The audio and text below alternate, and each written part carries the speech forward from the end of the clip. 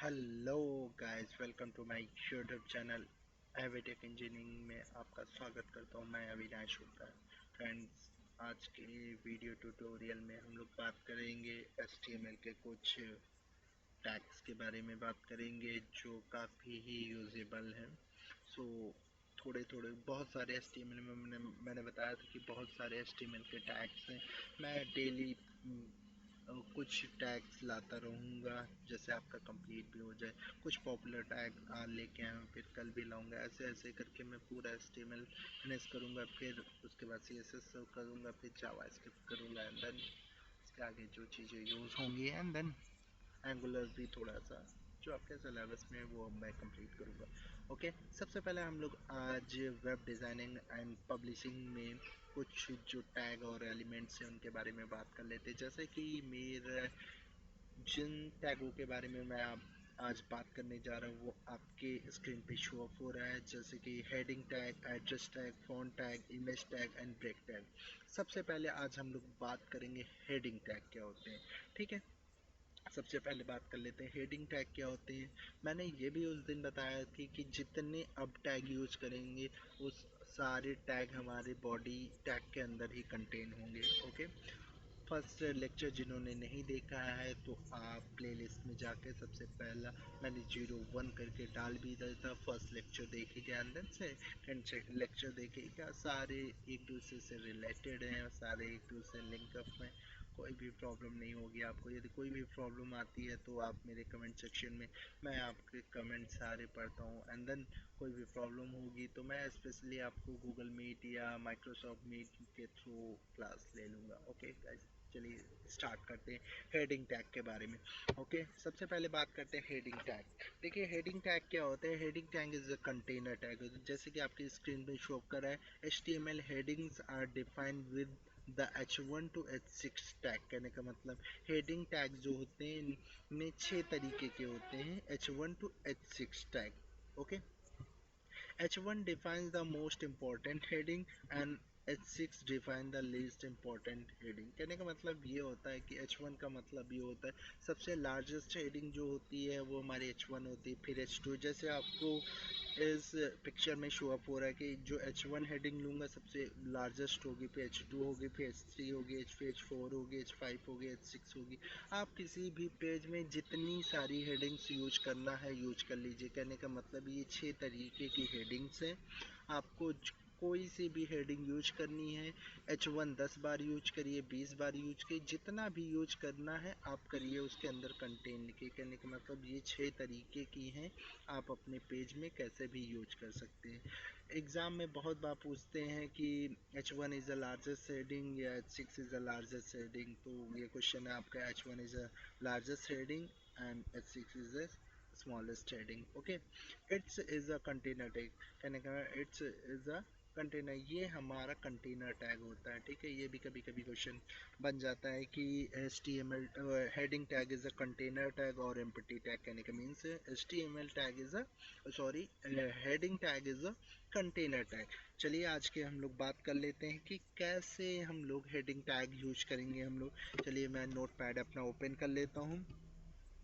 Note pad open कर लिया मैंने। अब यहाँ पे सेटअप कर लेता हूँ अच्छे से, जैसे आपको शो अप भी हो और आउटपुट भी दिखे। ओके, थोड़ा फ़ॉन्ट का साइज में बढ़ा लेता हूँ जैसे आपको समझ में आए। ओके, चलिए स्टार्ट करता हूँ। जैसे मैं ले लेता हूँ HTML ले लिया, उसके बाद हेड ले लिया। हेड के अंदर हमेशा टाइटल कंटेन होगा, जैसे टाइटल में मैंने ले लिया माय विजन, और टाइटल को क्लोज कर दिया एंड हेड को क्लोज कर दिया। ओके, फिर उसके बाद मैंने बॉडी ली और बॉडी को नीचे मैं क्लोज कर देता हूँ और HTML को भी मैं क्लोज कर देता हूँ। ओके, मैंने बोला कि अब जितने भी टैग यूज करेंगे हम लोग बॉडी के अंदर यूज करेंगे। जैसे मैंने बताया कि जो हमारी H1 हेडिंग है सबसे लार्जेस्ट हेडिंग होती है, जैसे मैंने यहाँ पे मैं लिखता हूँ, यही मैं लिखता हूँ हेडिंग फर्स्ट। ओके, H1 को मैंने क्लोज किया सपोज दैट। फिर ऐसे ही मैंने H2 को लिया, हेडिंग 2, ठीक है। H2 को मैंने क्लोज किया, S3, हेडिंग 3,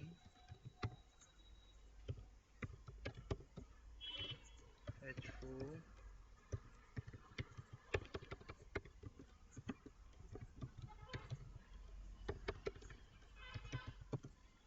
हेडिंग 4, और H4 को मैंने क्लोज किया। फिर H5,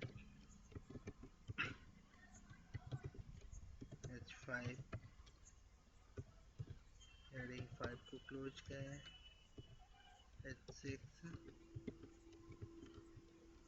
हेडिंग 6,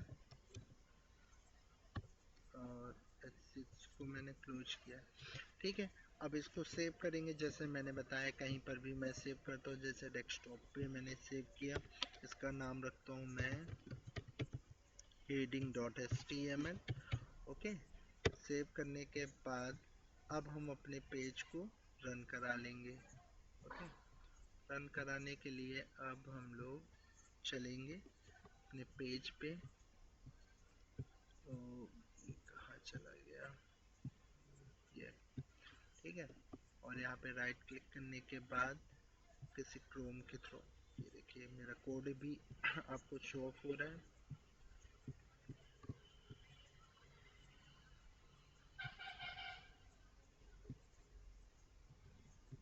ओके, जैसे देखिए हेडिंग 1 लिया था, ये सबसे लार्जेस्ट हेडिंग है। हेडिंग 2 उससे छोटी, हेडिंग 3 उससे छोटी, हेडिंग 4 उससे छोटी, हेडिंग 5 उससे छोटी, एंड हेडिंग 6 उससे छोटी। जिसे मैंने यहाँ पे टाइटल लिया था माई विजन, तो यहाँ पे माई विजन समझ गए। ओके, इतना क्लियर हुआ। चलिए फिर उसके आगे हम लोग बात करते हैं, नेक्स्ट टैग के बारे में बात करते हैं। ये हेडिंग टैग आपका हो गया। 1 मिनट, एक चीज़ और बता देता हूँ हेडिंग टैग के बारे में। देखिए हेडिंग टैग में एक एट्रीब्यूट होता है, अलाइन होता है। मैंने बताया था कोई भी एट्रीब्यूट यूज करेंगे ओपन टैग के अंदर यूज करेंगे। जैसे अलाइन, अलाइन का मतलब होता है अलाइनमेंट, आप लेफ्ट राइट सेंटर कहीं पर भी रख सकते हैं। मैंने लिखा राइट और सेव किया, एंड देन रन कराऊंगा, इसको रिफ्रेश पेज को मारूंगा, ये देखिए मेरा कंटेंट राइट में आ गया। हमेशा यदि कुछ भी नहीं डालेंगे तो डिफ़ॉल्ट में लेफ्ट में आएगा। यदि अलाइन राइट डाल दिया, सेंटर डाल दिया, तो हम अपने हेडिंग को कहीं पर भी मूव करा सकते हैं। ओके, इतना क्लियर हुआ। चलिए नेक्स्ट टैग के बारे में हम लोग देखते हैं चल के। हेडिंग टैग हो गया, फिर उसके बाद हम लोग बात करते हैं एड्रेस टैग। देखिए एड्रेस टैग क्या होता है। एड्रेस टैग एक प्रकार का टैग है, बस ओनली इसकी प्रॉपर्टी ये है कि ये थोड़ा जितना भी एड्रेस, ये जैसे it's container tag. Container tag का मतलब होता है इसके अंदर कोई भी डेटा कंटेन होता है, इसके अंदर कोई भी हम लोग डेटा लिखेंगे वो एक इटैलिक के फॉर्मेट में देगा। ओके, इटैलिक के फॉर्मेट में देगा एड्रेस टैग। ओके, इसका भी यूज देख लेते हैं कि कैसे यूज करते हैं। जैसे कि मैं यहीं पर यूज कर लेता हूँ, इसी के नीचे यूज कर लेता हूँ, suppose that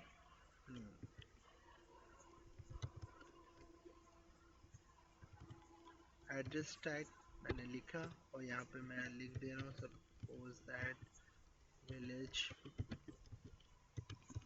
हरोनी, post हरोनी,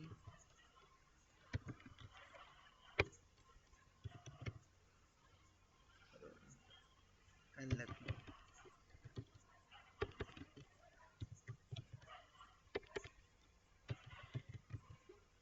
okay, and then head को हम लोग क्लोज कर देंगे। 1 मिनट, आई थिंक क्या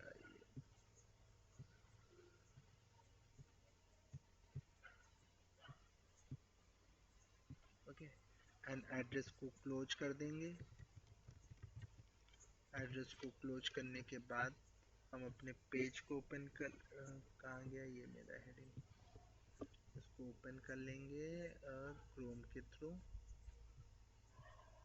ये देखिए, ये डेटा हमारा एक इटैलिक के फॉर्मेट में। एड्रेस टैग का मीन्स यही होता है।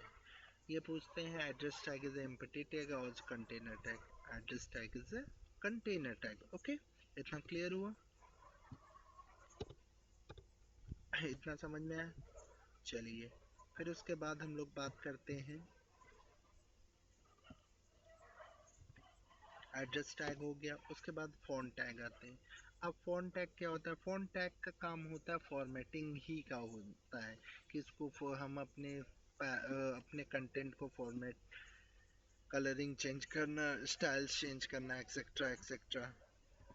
चलिए देख लेते हैं कैसे वर्क करते हैं। जैसे कि सपोज द एड्रेस टैग के नीचे मैंने लिखा, यहाँ पे मैंने कुछ लिखा, this is, oh sorry, this is a Hulk. Okay, मैंने ये लिखा एंड देन सेव किया और पेज को मैंने रिफ्रेश मारा, दिस इज अ हल्क। अब मैं चाहता हूँ इसकी फॉन्ट स्टाइल, फॉन्ट स्टाइल का मतलब लिखने की स्टाइल चेंज करना। तो एक हमारा टैग आता है यहाँ पे, फॉन्ट टैग आता है। ठीक है, फॉन्ट टैग कंटेनर टैग होता है, ये ओपन होता है एंड देन क्लोज भी होता है। ओके, एंड देन फॉन्ट को हम लोग क्लोज भी कर देंगे। एंड देन यहाँ पर हम लोग फॉन्ट टैग में इसका एट्रीब्यूट होता है एक फेस। फेस का मतलब होता है यहाँ पर हम लोग फॉन्ट फैमिली कोई से भी यूज कर सकते हैं। जैसे यहाँ पे मैंने फॉन्ट फैमिली के नेम मुझे नहीं याद है तो फॉर्मेट में जाएंगे, फॉन्ट में जाएंगे, यहाँ पर डिफरेंट डिफरेंट टाइप के लिखने के स्टाइल्स हैं, that's called a font family. Okay, यहाँ पर कोई सी फॉन्ट फैमिली मैं ले लेता हूँ, जैसे ये ले लिया तो इसका नाम मैं यहाँ पर कॉपी कर लूँगा। कॉपी करने के बाद और यहाँ पर फेस की प्रॉपर्टी में लिख दूंगा के। ओके, इतना हो गया। एक तो एट्रीब्यूट ये हो गया, एक दूसरा एट्रीब्यूट होता है कलर। कलर से इसका फॉन्ट कलर चेंज हो जाएगा। सपोज दैट मैंने दे दिया ग्रे, तो इसका फॉन्ट कलर चेंज हो जाएगा। और एक होता है साइज। साइज का मतलब इसके फॉन्ट साइज बढ़ाने को आप बढ़ा सकते हैं। मैंने कर दिया सपोज दैट 24 कर दे रहा हूँ, तो सेव करता हूँ। उसके बाद देखिएगा यहाँ पे क्या, ये देखिए मैंने फ़ॉन्ट फैमिली ये वाली दी थी, तो ये उसकी फ़ॉन्ट फैमिली हो गई। कलर मैंने ग्रे दिया था तो ये कलर ग्रे हो गया। एंड साइज 24 ही दिया था, 24 हो गया। कलर मैं चेंज करके दिखाता हूँ, जैसे डालूंगा येलो, तो यहाँ पे मैं रन कराता हूँ तो ये देखो येलो कलर का आ गया। ओके, या मैं यहाँ पे ग्रीन डालता हूँ, ग्रीन डालता हूँ तो यहाँ पे ग्रीन आ जाएगा। ये देखिए साइज 24 है, सपोज दैट 28 मैं कर देता हूँ, सेव करता हूँ एंड देन रन कराता हूँ। पढ़ नहीं रहा है क्या? 30 में करता हूँ, फिर उसके बाद में 1 मिनट,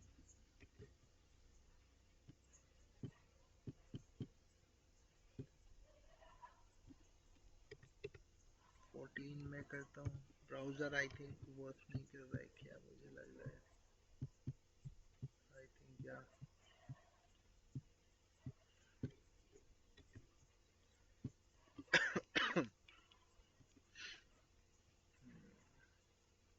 क्रोम के साथ ओपन करता हूँ।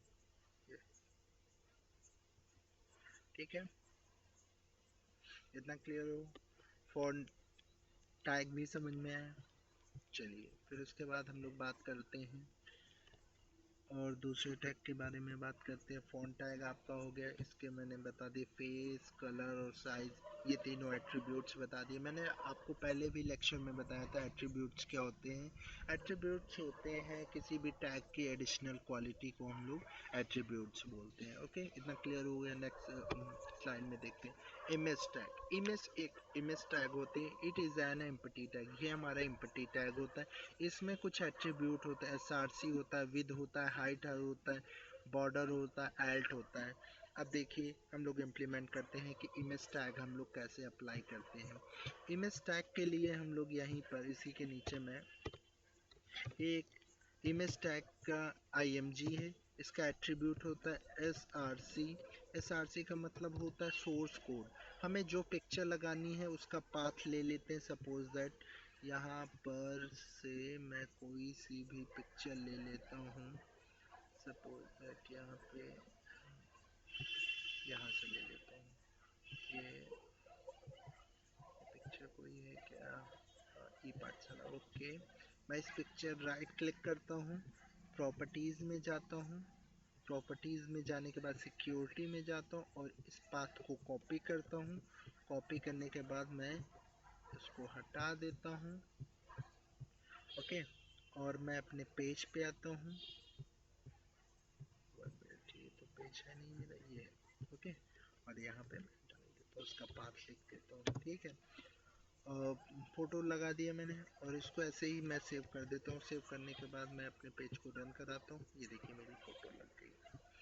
ओके, और इसके एट्रीब्यूट है, जैसे बॉर्डर देना है। बॉर्डर देना है तो यहाँ पे मैं बॉर्डर की, जैसे मैंने 5 डाला तो ये इंचेस में आएगा बॉर्डर। इसका डिफ़ॉल्ट कलर ब्लैक होगा, ब्लू होगा, सॉरी ब्लू मैंने दिया था कि फ़ॉन्ट के अंदर मैंने डाला है ना कलर। इसको मैं यहाँ से निकाल देता हूँ और डिफ़ॉल्ट में वो आएगा आपका यहाँ पे, अब ब्लैक में आएगा। ओके, बॉर्डर समझ में आया। फिर उसके बाद हम लोग बात करते हैं, एक होता है विद। विद दिया सपोज दैट मैंने दिया, एक पेज की जो विद होती है 400 पिक्सल होती है एंड हाइट भी होती है 400 पिक्सल होती है। 50% का मतलब होता है 200 पिक्सल। ओके, इतना। या परसेंट में डालेंगे तो वो नॉर्मली ऐसे लेगा, यदि पिक्सल में डालेंगे तो वो हमारे, जैसे मैंने यहाँ पे सपोज दैट डाला 100 पिक्सल। ठीक है, एक पेज की विड्थ जो होती है 100 पिक्सल होती है। विड्थ जो होती है वो भी हमारी 150 पिक्सल मैंने डाला सपोज दैट। ठीक है, और सेव करते हैं एंड देन रन कराते हैं। ये देखिए, इतना समझ में आया। विद हाइट समझ में आया। फिर एक एट्रीब्यूट होता है एल्ट। एल्ट का मतलब होता है अल्टरनेट। सपोज दैट मैंने यहाँ पर, कभी कभी आप लोग वेबसाइट में देखते हैं फ़ोटो अपलोड नहीं होती है, वहाँ पर फ़ोटो की जगह पर नाम लिख के आ जाता है। जैसे मैंने यहाँ पर कुछ, तब तब ये होता है कि बाई चांस फ़ोटो अपलोड होने में प्रॉब्लम हो रही है या पाथ आने में कोई प्रॉब्लम हो रहा है। जैसे मैं यहाँ पे पाथ गलत कर देता हूँ, अल्ट में कोई भी नाम लिख देता हूँ। अल्ट में लिख देता हूँ बग, बग सॉल्यूशन।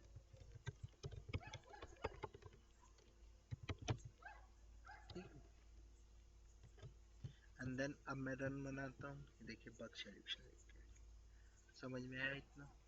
हाँ, ये हमारे होते हैं इमेज टैग। ओके, इतना क्लियर हुआ? चलिए, ओके। फिर उसके बाद उसके आगे हम लोग देखते हैं कौन सा टैग हम लोग कर रहे थे। उसके आगे टैग इमेज टैग हो गया हमारा। अब ब्रेक लाइन। ब्रेक लाइन होता है, it is an empty tag. जो ब्रेक टैग होता है वो हमारा एम्प्टी टैग होता है। इसका काम होता है लाइन को ब्रेक करने के लिए। सपोज दैट जैसे यहाँ पे लिखा है दिस इज अ हल्क, तो यहाँ पर दिस इज अ हल्क के पहले मैं बीच में कहीं पर भी ओपन टैग यूज कर देता हूँ। कहने का मतलब इमेज टैग भी हमारा एम्प्टी टैग है और बी आर भी हमारा एम्प्टी टैग है। जैसे बी आर मैंने यहाँ पे यूज किया और यहाँ पे बी आर लिखा एंड सेव किया और रन कराया, तो ये क्या करेगा, लाइन को स्प्लिट कर देगा। स्प्लिट का मतलब तोड़ देगा। यहाँ पे क्लिक किया, वर्क नहीं कर रहा क्या, सेव नहीं किया क्या? चलिए, दिस इज हल्क, हाँ ओके, ये स्प्लिट कर दिया। दिस इज के बाद हल्क मैंने किया है, देखो समझ में आया? इतना क्लियर हुआ? आज के वीडियो ट्यूटोरियल में इतना ही। आपको समझ में आया है कि नहीं, मुझे आप कमेंट में करके बताइएगा। यदि आपको वीडियो अच्छा लगा हो सब्सक्राइब करिएगा, शेयर करिएगा, लाइक करिएगा एंड कमेंट करिएगा। कमेंट जो ज़रूरी करना, क्योंकि मैं सारे कमेंट्स पढ़ता हूँ। Thank you for watching this video.